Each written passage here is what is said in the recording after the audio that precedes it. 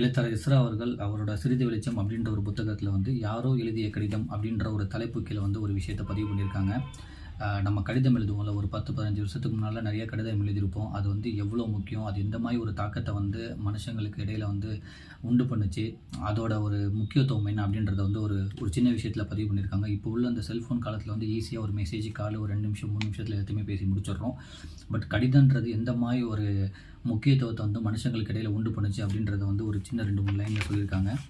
அது என்னென்னா, உறவுகள் சுருங்கிவிட்ட சூழலில் கடிதம் அவசியமற்ற வடிவமாகவே பலருக்கு தோன்றுகிறது. கடைசியாக ஒரு கடிதத்தை யாருக்கு எழுதினோம், எப்போது எழுதினோம் என்று ஒரு நிமிடம் கண்மூடி யோசித்து பாருங்கள். கடிதம் என்பது வெறும் பரிமாற்றம் மட்டுமல்ல, அது நாம் இன்னொருவரை நேசிக்கிறோம் என்பதன் சாட்சி. ஒரு வகையில் கடிதம் நம் மனதின் குரல். நேரில் சொல்ல முடியாத தவிப்பை கடிதம் சொல்லிவிடும். கண்ணீர் கரை படிந்த கடிதங்களும், பிரிவின் அழியாத மனமுள்ள கடிதங்களும், தற்கொலை செய்து கொண்டவரின் கடிதங்களும், முதல் காதலை சொன்ன கடிதங்களும் என ஏதோதோ கடிதங்களை நான் வாசித்திருக்கிறேன் அப்படின்னு சொல்லி ஒரு கடிதம் எழுதுறது வந்து எவ்வளோ முக்கியம் அப்படின்றது வந்து இந்த புக்கில் சொல்லியிருக்காங்க. வாய்ப்பு இருந்தால் புத்தகம் படிங்க. நன்றி.